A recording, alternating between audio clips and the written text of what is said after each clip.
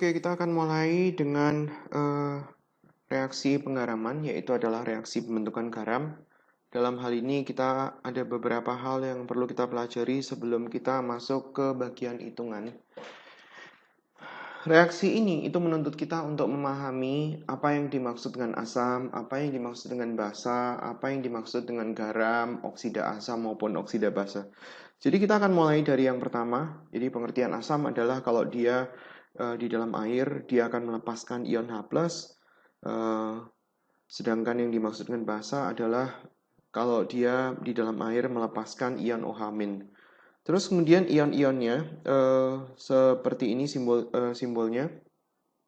Jadi yang dimaksud dengan asam adalah kalau dia bisa menghasilkan ion H+, kalau basa dia bisa menghasilkan ion OH-, dan untuk ini kita memerlukan ion-ion di dalam tabel kation anion. Jadi asam dia akan muncul penandanya adalah ion H+ ini. Terus kemudian selain itu untuk anionnya itu kita boleh semuanya kecuali O2-, OH-, dan H-. Misalnya H dengan SO4 2- berarti H2SO4. H dengan NO3- namanya asam nitrat berarti HNO3. H sama CH3COO- berarti namanya adalah asam asetat dan seterusnya. Basa itu penandanya di bagian anion. Jadi kalau dia di bagian anion, maka yang anionnya itu sudah pasti. Kationnya apapun dia, kecuali dia H+. Itu adalah basa. Sedangkan garam itu paduan antara asam dan basa. Jadi ion di positifnya itu sama seperti dengan ion positif daripada ion positif daripada basa. Sedangkan ion negatifnya itu sama dengan ion sisa asam daripada asam. Jadi kalau misalkan kita tulisin dalam bentuk simbol, kalau untuk asam, anionnya itu biasanya dikasih simbol X atau Z. Jadi kalau misalkan kita ada permisalan di dalam soal HX atau HZ, atau mungkin H2X atau H2Z, jangan bingung. Karena itu adalah simbol yang mewakili ion sisa asam. Jadi ini diwakili dengan simbol itu, dan sebaliknya untuk basa, ion logam itu diwakili dengan simbol L atau M biasanya. Jadi garam itu ada banyak variasi, yaitu adalah L dengan X atau L dengan Z, terus kemudian M sebagai simbol daripada ion logam dengan ion X atau Z. Itu adalah simbol. Jadi logamnya simbol daripada X atau Z itu adalah simbol yang fiktif. Sekarang oksida asam. Oksida asam adalah persenyawaan antara unsur-unsur non-logam dengan oksigen. Unsur-unsur non-logam ya berarti mesti dihafalin. Jadi di dalam sistem periodik unsur-unsur non-logam itu, jadi kalau misalkan saya gambarkan, dia kurang lebih letaknya itu di sisi sebelah kanan. Jadi di sini dia ada garis-garis, di sini ada garis, terus kemudian di sini ada garis-garis juga. Nah, ini itu termasuk yang non-logam. Di sini juga non-logam. Sementara yang di sini termasuk logam. Jadi, persenyawaan antara unsur-unsur non-logam dengan oksigen. Contoh, misalnya dalam hal ini kita punya CO2, SO2. C itu unsur non-logam, S itu unsur non-logam.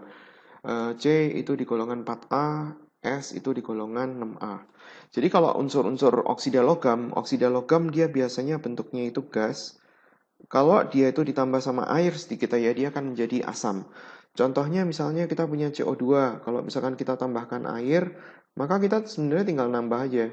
Jadi ini akan terbentuk asam, jadi kita kalau dia terbentuk asam, hanya kita tulis di depan, jadi hanya itu jumlahnya ada 2, H2, terus kemudian C, O-nya ada 3. O-nya itu ketambahan dari O yang di sini dan O yang di sini. Itu adalah oksida asam. Jadi oksida asam bisa disebut juga sebagai oksida non-logam. Sekarang kalau untuk oksida basa itu sama dengan oksida logam. Jadi ini ada pembedaan yang sangat penting, yaitu adalah oksida basa itu sama dengan oksida yang diperoleh dari unsur-unsur logam dengan oksigen. Contohnya apa? Contohnya kayak seperti Natrium sama oksigen, Na2O, barium sama oksigen, BaO. Dan kalau oksida ini, kalau dia ditambah sama air, misalkan kita punya Na2O ditambah sama air, berarti H2O. Maka dia akan terbentuk basa. Jadi kalau karena dia basa, O dan H-nya itu di belakang. Jadi kalau kita tuliskan Na-nya itu di depan, Na-nya jumlahnya ada 2, tulis. O jumlahnya ada 2. H jumlahnya ada 2. Jadi kalau misalkan kita sederhanain, kita bagi semua sama 2, maka kita akan mendapatkan natrium hidroksida. Itu basa. Nah, di sini kita punya unsur-unsur yang dia di dalam air mudah larut dan sukar larut. Ini sebenarnya adalah tabel yang perlu dihafalin jika kita ingin menguasai tentang reaksi penggaraman ini. Reaksi penggaraman ini erat kaitannya dengan pH yang terbentuk atau mungkin kelarutan daripada yang ditampilkan di soal-soal terkait sama kelarutan, yaitu adalah KSP. Jadi kalau dia kelarutan, terutama yang harus dihafalin adalah yang ini, kelarutan dalam air, karena ini penting. Jadi kalau misalkan dia itu senyawa-senyawanya itu mudah larut, berarti kalau kita tulisin dalam bentuk simbol, simbolnya itu Aq. Sedangkan kalau dia sukar larut, maka simbolnya itu solid, atau kadang-kadang beberapa orang menuliskan dalam bentuk tanda panah, panahnya ke bawah.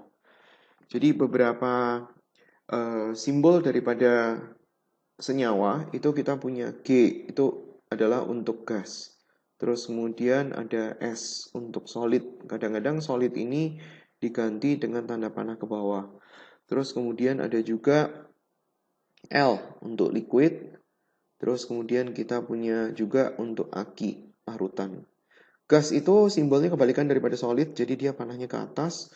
Aq itu dia bentuknya larutan atau aqueous, itu terdiri atas dua bagian, yaitu adalah zat terlarut dan zat pelarut. Sementara kalau liquid, dia cuma satu fase aja, pelarut aja. Jadi di sini ada beberapa yang sebenarnya satu tipe. Jadi kalau misalkan kita mau ngafalin, sebenarnya ada beberapa yang sama. Kayak seperti ini, klorin, bromin, sama iodin dia sama. Terus kemudian yang sama lagi adalah kelarutan untuk sulfur, nitrat. Karena semuanya itu mudah larut. Terus kemudian yang lain-lain itu adalah kelarutan. Sebenarnya di sini ada kelarutan tentang asetat. Atau mungkin Anda bisa mendapatkan di support di bagian SMU dan cari tabel kelarutan daripada garam-garam dan tabel kelarutan dari asam dan basa. Jadi di situ mungkin tabelnya lebih lengkap. Jadi tinggal lihat di situ aja. Terus kemudian kita masuk ke bagian reaksi. Ada berapa reaksi ya? Kurang lebih sekitar 11 atau 12 reaksi yang kita harus tahu. Reaksi yang pertama adalah reaksi antara asam dan basa. Tadi kan asam tahu bahwa ion H plusnya ion positifnya adalah H+, ion negatifnya terserah dan dinamakan sebagai ion sisa asam. Basa petunjuknya adalah dari anion, anionnya itu OH- dan ion positifnya adalah ion logam atau mungkin dalam hal ini bisa diganti NH3. Nah, kalau kita mau mereaksikan asam sama basa, itu sebenarnya dia terjadi pertukaran ion-ion. Jadi pertukaran ion-ion ini sebenarnya kita tinggal mengionisasi daripada ion positif sama negatif, terus kemudian ditukar pasangannya. CH3COOH, kalau misalkan kita cari ion positifnya, itu adalah H+. Sementara CH3COOH, kalau kita cari ion negatifnya, itu adalah CH3COO-. CaOH 2 kali, kalau dia ada ion positif dan negatifnya, Ca2+ dan 2OH-. Nah, di sini kalau misalkan kita mau mereaksikan dia, berarti yang positif bereaksi sama yang negatif. Sorry, agak nyambung ke bawah ya.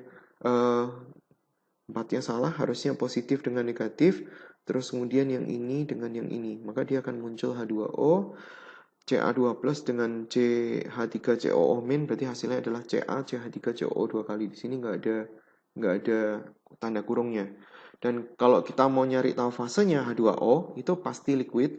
Sementara CaCH3COO-, kita lihat yang tabel untuk anion CH3COO-. Yang di depan nggak ada, jadi lihat yang di support ya, atau yang di bagian reaksi penggaraman, reaksi pembentukan garam, cari yang bagian kelarutan dalam air. Anda akan mendapatkan bahwa ion daripada asetat itu mudah larut, Aq. Terus kemudian bagian yang kedua adalah oksida asam tambah basa. Oksida asam adalah oksida non-logam, jadi di sini senyawanya itu harus non-logam. Seperti di sini ada, nanti saya tampilkan lengkap dulu.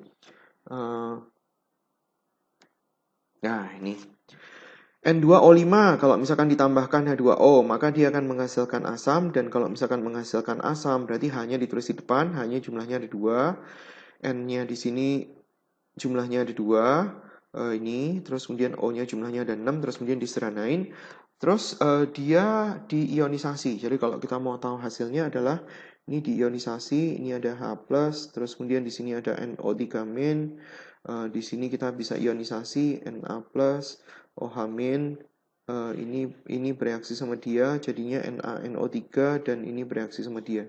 NaNO3 itu adalah garam nitrat. Jadi kalau misalkan kita lihat di sini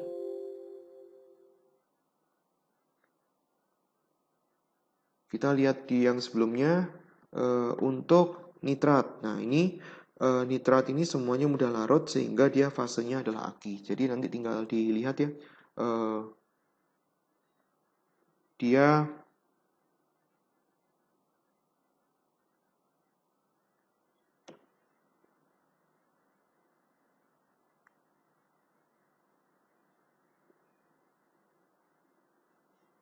saya balik lagi ke yang berikutnya.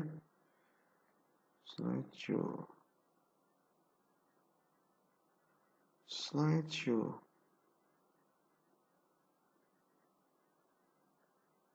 Nanti yang sorry agak kacau sedikit. Jadi saya mau masuk ke bagian kedua. Oke. Yang berikutnya ini udah saya masuk ke yang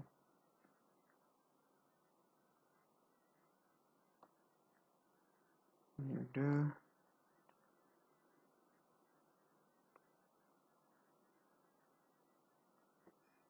Oke.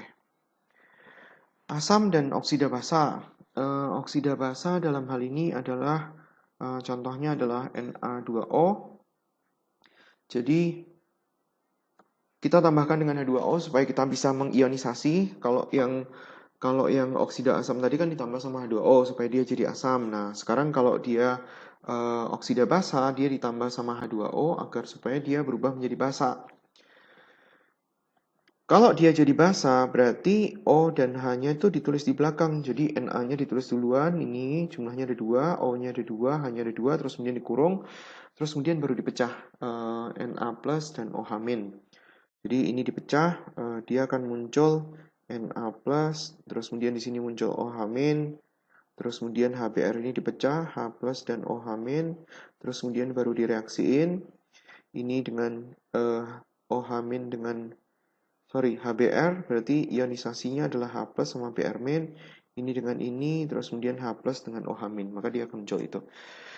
Fase daripada NaBr tinggal lihat di tabel kelarutannya, apakah dia tuh mudah larut ataukah dia sukar larut. Sambil mungkin dengan menyimak ini sambil di samping Anda adalah tabel kelarutan dalam air, sehingga kalau misalkan mau nyari tahu apakah dia aki, apakah dia solid, berarti tinggal lihat. Yang kita perlu lihat adalah ini kelarutan daripada garam bromin.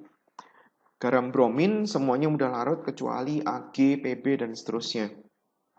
Di sini ada perkecualian untuk oksida asam. Jadi kalau oksida asam, kalau kita punya N2O, kalau kita mau nyari tahu asamnya itu ditambah sama H2O, kecuali P, AS, SB sama B. Jadi kalau misalkan kita punya P, AS, SB, dan B, itu ditambahnya dengan 3H2O. Contoh, misalnya saya punya P2O5, kalau misalkan dia ditambah sama H2O, nggak cocok. Jadi kita harus tambahkan dengan 3H2O untuk membentuk asamnya dia. Jadi kalau misalkan kita mau nyari, nanti di sini H-nya ada 6, P-nya ada 2, O-nya ada 8. Jadi kalau misalkan kita sederhanain, hasilnya adalah H3PO4. Ini adalah asamnya dia, ditambah dengan 3H2O. Kalau untuk yang oksida basa, sebenarnya kita nggak usah tambahin H2O, juga bisa langsung diionisasi. Tapi kalau misalkan mau ditambahkan juga boleh. Di sini yang berbeda adalah Fe, misalnya kita punya Fe2O3 itu harus ditambah dengan 3H2O. Berikutnya adalah oksida asam ditambah sama oksida basa. Jadi di sini kalau misalkan kita mau langsung bisa, tapi untuk yang basa. Kalau kita mau nyari tahu yang asam, nggak usah. Yang basa itu boleh juga Mg-nya ini langsung diionisasi. Jadi dia muncul Mg2+ dan O2-. Ingat ya, dia di sini nggak ada H2O-nya. Jadi kalau untuk oksida asam dan oksida basa, dia nggak ada H2O. Kalau dia yang salah satu doang yang oksida, maka dia ada H2O-nya. Jadi SO3 ini ditambah dengan H2O supaya dia berubah menjadi asam. Ingat kalau dia asam hanya ditaruh di depan, terus kemudian S, terus kemudian baru O. Sementara kalau dia oksida basa, mau ditambah boleh, mau nggak ditambah juga boleh. Jadi di sini kita tinggal ionisasi 2H+ dan SO3 2-. Terus kemudian di sini kita ionisasi Mg2+ ditambah sama 2OH-. Terus kemudian tukar pasangan S dengan Mg, H dengan O, di mana koefisien 2-nya di sini nggak usah dilihat sama sekali. Hasilnya seperti itu. MgSO3. Fasenya lihat di tabel kelarutan yang dalam air. Oke, terus kemudian yang berikutnya adalah amonia. Amonia itu dia bentuknya gas, jadi NH3 bentuk gas. Kalau dia ditambah sama asam, maka amonia ini dia akan menjadi ion NH4+. Jadi kalau misalkan kita mau nyari tahu tukar pasangannya, ini kalau kita ionisasi adalah H+ dan ClO4-, berarti ini akan jadi satu sama perklorat. Maka dia hasilnya adalah amonium perklorat. Fasenya aki, karena semua garam amonium pasti dia tuh mudah larut. Ini aki, selalu aki ya. Kalau yang lain-lain belum tentu.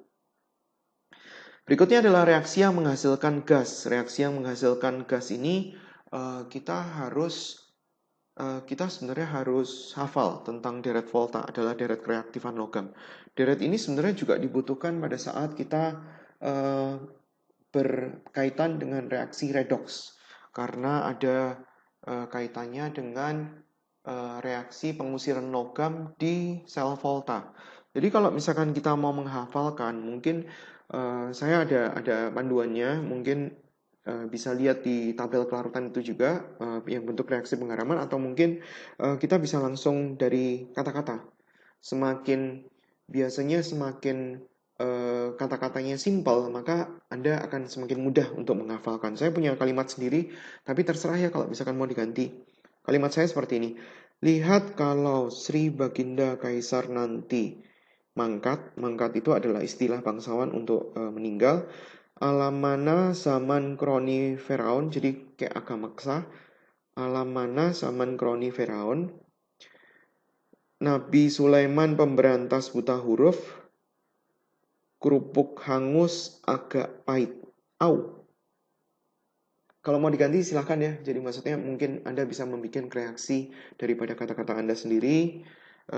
Cobalah bikin yang simple aja, yang mudah untuk diingat. Jadi jangan bikin kalimat yang aneh-aneh, yang susah.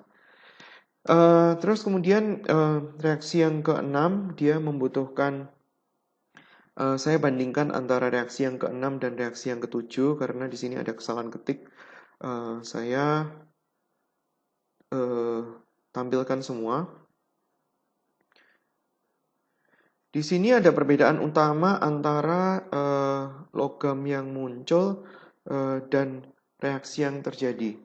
Jadi di sini itu reaksi yang harus kita bahas dulu itu sebenarnya adalah reaksi yang ketujuh. Ini reaksinya adalah dengan asam non-oksidator. Apakah yang dimaksud dengan asam non-oksidator? Ya pokoknya bukan oksidator. Asam oksidator cuma ada 3, yaitu adalah asam sulfat pekat, asam nitrat encer, dan asam nitrat pekat. Kita membahas dulu untuk yang nomor 7. Yang nomor 7, logamnya, dia ada syarat, yaitu adalah dia nggak boleh 5 yang di sebelah kanan daripada hidrogen dalam deret volta, karena dia nggak bisa bereaksi. Jadi kalau misalkan kita punya reaksi antara Pb dan CH3COOH, di sini akan muncul garam O, garam dengan valensi rendah. dan H2. Jadi kalau misalkan katakanlah dia itu logamnya itu mempunyai dua bilangan oksidasi kayak seperti Pb. Pb kan ada dua kemungkinan, plus 2 sama plus 4. Jadi yang dipakai itu adalah Pb yang bilangan oksidasinya plus 2. Tapi kalau dalam hal ini, misalkan kita mau mereaksikan Ag dengan asam non-oksidator yang lain. Misalnya saya punya asam karbonat H2CO3. Maka dia nggak bereaksi ya, karena Ag ini terletak di sebelah kanan H dalam deret volta. Jadi dia ada syarat logam dan syarat asamnya. Asamnya pokoknya bukan yang asam oksidator. Asam oksidatornya ingat ya, yang di atas yang ada 3 ya. Terus kemudian reaksi yang keenam, dia ada hubungannya sama reaksi yang ketujuh. Jadi di sini perbedaannya adalah asamnya. Untuk asam oksidator cuma ada 3 ini. Logamnya juga ada perkecualian, yaitu adalah 2 yang terakhir, PT sama AU. Ini nggak boleh, yang lain boleh. Jadi syarat logamnya adalah bukan PT sama AU, terus kemudian asam oksidatornya ada 3 ini, dan ini akan mempengaruhi terhadap gas yang terbentuk. Gas yang terbentuk itu yang di sebelah kanan ini, terus kemudian garam yang muncul adalah garam I, garam dengan valensi tinggi. Itu jika dia senyawanya mempunyai beberapa bilangan oksidasi, kayak seperti Fe. Fe adalah logam dengan valensi plus 2 dan plus 3. Jadi kalau misalkan Fe ini bereaksi sama HNO3, HNO3 kalau kita pecah adalah H plus sama NO3 min, maka Fe yang muncul adalah Fe yang bilangan oksidasinya plus 3. Jadi di sini FeNO3 3 kali, plus H2O dan plus NO2, karena asam oksidatornya adalah HNO3 encer. Jadi yang muncul, HNO3 bekat, jadi yang muncul adalah yang ini, NO3 ini. Oke, terus kemudian reaksi yang ke-8. Reaksi yang ke-8 ini adalah biasanya jarang sekali ada guru yang ngajarin. Tapi kalau misalkan dia diajarkan, berarti Anda harus tahu reaksi yang ke-8 ini adalah untuk asam yang paling asam. Jadi namanya adalah air raja, yaitu adalah air yang berasal pencampuran 3/1 antara HCl dengan HNO3 pekat. Jadi dalam hal ini asam ini adalah asam yang sangat kuat, asam yang dia itu bisa melarutkan semua jenis logam, termasuk di dalamnya adalah emas sekalipun. Jadi reaksinya adalah seperti ini. Emas ditambah sama koefisien 3 HCl, 1 HNO3, hasilnya adalah AuCl3, bilangan oksidasinya yang lebih tinggi, garam I ditambah dengan NO ditambah sama H2O. Hasilnya adalah seperti itu. Terus kemudian reaksi berikutnya adalah reaksi pengusiran logam. Reaksi pengusiran logam ini masih membutuhkan deret kereaktifan logam ya, maksudnya deret volta tadi. Jadi ada syarat bahwa logam yang mau ngusir itu harus terletak di sebelah kiri logam M dalam deret volta. Jadi reaksi pengusiran logam ini terjadi antara logam dengan garam, di mana garam ini kan satunya tadi kan logam, yang di sebelah belakang kan ion sisa asam. Jadi kalau misalkan kita mau tahu apakah natriumnya bisa ngusir Fe, ya tinggal dilihat di dalam kereaktifan logam apakah natrium di sebelah kiri daripada Fe. Kalau natrium di sebelah kiri daripada Fe, berarti natriumnya bisa ngusir. Reaksinya seperti itu. Natriumnya itu akan menempati posisi Fe, tukar tempat masuk ke dalam, Fe-nya akan keluar sendirian. Jadi dia akan bentuknya solid. Itu reaksi pengusiran logam. Jadi kalau misalkan katakanlah kita punya reaksi antara Fe sama BaCO3, Fe itu enggak terletak di sebelah kiri daripada Ba. Jadi artinya Fe sama Ba, Fe-nya nggak bisa ngusir Ba. Karena Ba-nya lebih logam, katakanlah seperti itu, daripada Fe. 3 reaksi yang terakhir adalah reaksi dekomposisi. Reaksi dekomposisi ganda. Jadi dalam hal ini ada reaksi dekomposisi tunggal, mulai dari reaksi nomor 6. Jadi reaksi logam tambah asam oksidator, reaksi logam ditambah asam non-oksidator, terus kemudian reaksi antara logam dengan aqua regia, yang terakhir adalah reaksi antara logam dan garam. Itu termasuk reaksi dekomposisi tunggal, karena dia yang tukar ion itu hanya yang logamnya doang.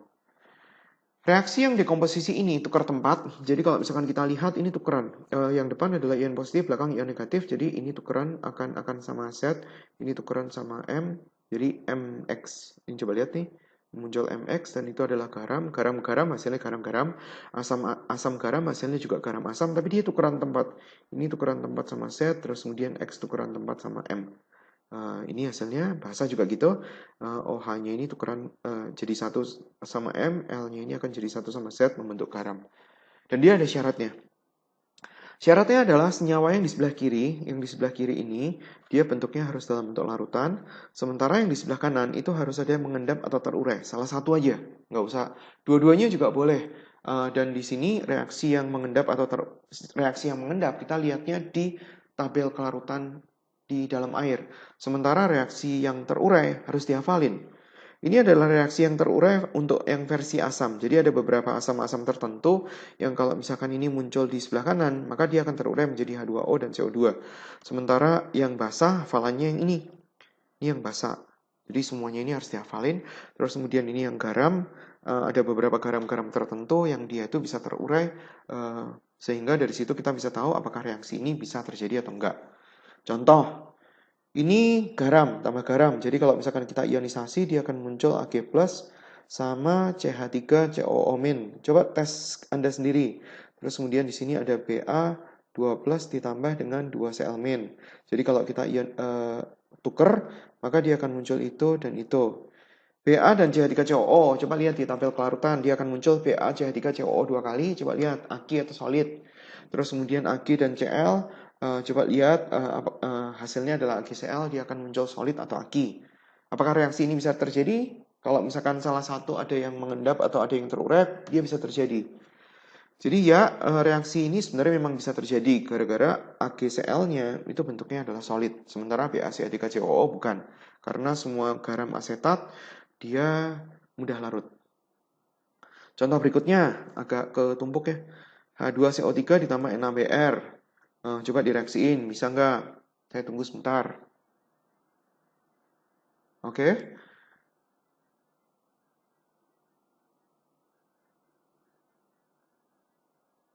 H2CO3 ditambah dengan yang sebelumnya apa tadi ya? Ditambah dengan NaBr. Ini saya nggak tahu dia.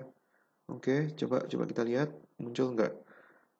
Di sini kalau misalkan kita reaksiin berarti akan muncul Na2CO3 dan HBr. Reaksi ini tidak terjadi karena Na2CO3 bentuknya Ag, HBr-nya juga bentuknya Ag. Lihatnya di asam ya, jangan lihat di garam.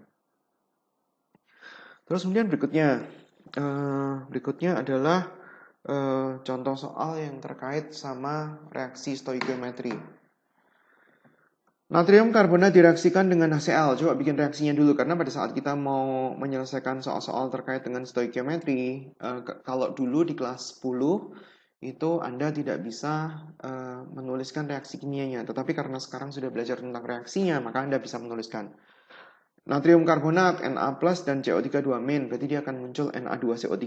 HCl, dia akan muncul H+ sama HCl, itu H+ dan Cl-. Coba cari tahu hasilnya. Ya, hasilnya adalah H2CO3 dan kita harus uraiin, jangan lupa.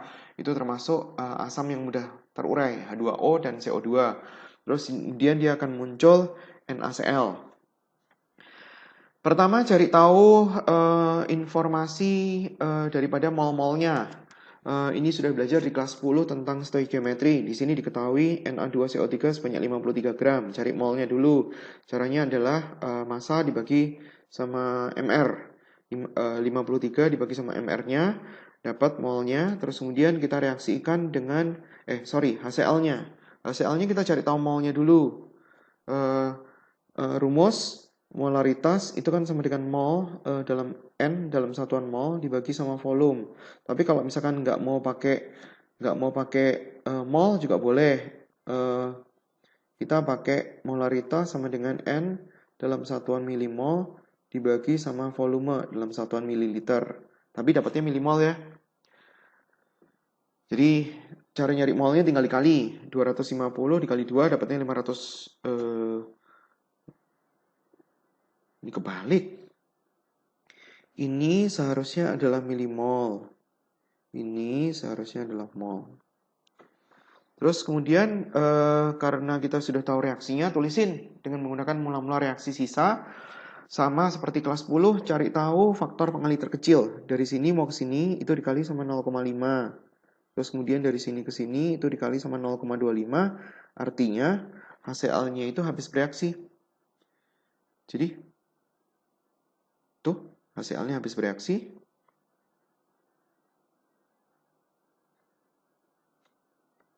HCl-nya habis bereaksi karena dia faktor pengalihan lebih kecil. Jadi ada sisa berupa Na2CO3. Tujuannya adalah mau mencari, hitunglah volume gas yang terjadi. Jadi kita harus tahu fasenya apa. NaCl ini bentuknya aki, H2O ini liquid, CO2 ini bentuknya gas. Jadi kalau misalkan kita mau mencari volume gas yang terjadi, berarti maksudnya dia itu mau nyari tahu CO2-nya itu berapa. Ini kita mau nyari tahu berapa liter. Ini kan satuannya mol. Berarti kita mau nyari tahu ini berapa liter. Terus kemudian berapa massa garam yang terbentuk. Garam yang terbentuk berarti maksudnya ini. NaCl-nya itu berapa. Oke, lanjut. Nih, CO2-nya 0,25 karena ini kurang, harusnya dia diketahui kondisinya, yaitu misalnya kondisinya itu STP, kan ngubah mol gas ke volume gas kan ada 4 kondisi, yaitu STP, RTP, pakai PVNRT maupun pakai pembanding. Yang di sini pakai STP, volumenya gas CO2 sekian, terus kemudian massa garam yang terbentuk, kok kelewat. Massa garam yang terbentuk nih 0,5 asalnya dari NaCl dikali sama mRNaCl, hasilnya adalah 29,25. Terus yang berikutnya ada K2CO3, itu adalah garam sebanyak 100 ml 0,5 molar dicampurkan dengan CaCl2. Bikin reaksiin dulu dong. Berarti hasilnya adalah KCl, Aki, dan CaCO3. Cari tahu fasenya sekalian ya. Tuliskan persamaan reaksi lengkap dan persamaan reaksi ionnya. Ini di sini saya cari mol-molnya dulu. 0,5 molar 100 mili, cari tahu molnya. Terus kemudian 150 0,4, cari tahu molnya. Bikin persamaan reaksi. Di sini kita tahu bahwa kalsium karbonatnya yang dihasilkan itu bentuknya adalah solid. Jadi kalau misalkan kita mau nyari tahu persamaan reaksi lengkap, tulis koefisien-koefisiennya, cari penyetaraannya dengan menggunakan penyetaraan yang dulu diajarin di kelas 10, atau mungkin bisa dilihat kembali video tentang penyetaraan reaksi. Persamaan reaksi ionnya itu hanya akan muncul jika dia bisa diionisasi jika dia bentuknya aki.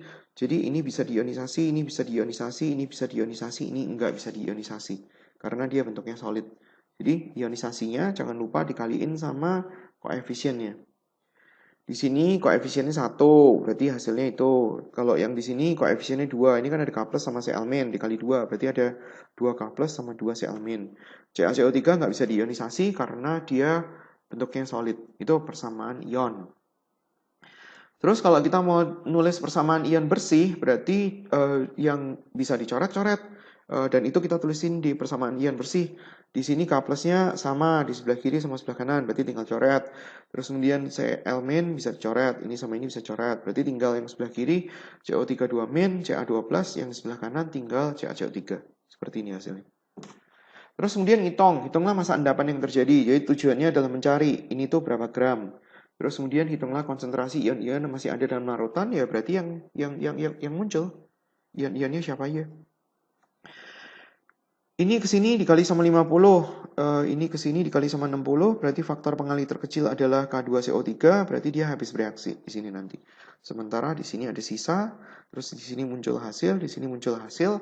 Tujuannya mau nyari tahu massa endapan yang terjadi, berarti setelah kita tahu ini molnya berapa, cari tahu massanya, konsentrasi ion-ion yang ada dalam larutan, berarti kita cari tahu ini konsentrasi ionnya berapa, karena dia bentuknya aki, terus kemudian ini juga bentuknya aki, konsentrasi ion-ionnya berapa yang diminta itu.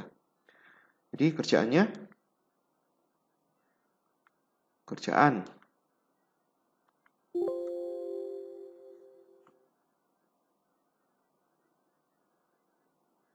Saya ulang lagi di bagian yang terakhir. Mana tadi? Sini udah. Tadi ada yang kelewat. Oke. Sama ion bersih. Ini udah. Oke, udah. Udah. Oke. Massa endapan berarti dari sini dikali sama mR. Jangan lupa ini satuannya mol ya. mol kali mR berarti harus dibagi lagi supaya kita bisa mendapatkan massa. Loh, kelewat. Atau cari sendiri ya. Di sini saya coret-coret aja. Di sini berarti ada ion, dia mau cari tahu konsentrasi ion-ion. Saya tulisin aja. KCl. KCl itu berarti kita punya ion K+ dan Cl-. Di sini milimol, saya ubah ke mol ya. Ini di sini berarti 0,1 mol. Berarti di sini 0,1 mol, 0,1, 0,1. Sementara dari ion CaCl2. CaCl2 kita bisa ionisasi Ca2+ dan 2Cl-. Di sini ada sebanyak 0,01 mol, 0,01, 0,002 karena di sini koefisiennya 2 ya. Jadi kita bisa menghitung ion K+. Ion K+-nya berarti adalah mol, dalam hal ini 0,1 dibagi sama total volume. Total volumenya berapa? 100 mili tambah 150 berarti 250, 0,25. Satuannya molar, hitung sendiri. Cl-nya ada 2. Yang satu dari sini, yang satu dari sini. Berarti 0,1 ditambah sama 0,02 dibagi sama 0,25. Satunya molar. Terus kemudian kita bisa ngitung Ca2+. Ca2+ di sini kalau kita cari 0,01 dibagi sama total volume 0,25, satuannya molar. Itu doang. Kenapa itu aja? Karena K2CO3-nya habis bereaksi, jadi ionnya hanya ada di CaCl2 dengan KCl. Nah, itu tentang reaksi pembentukan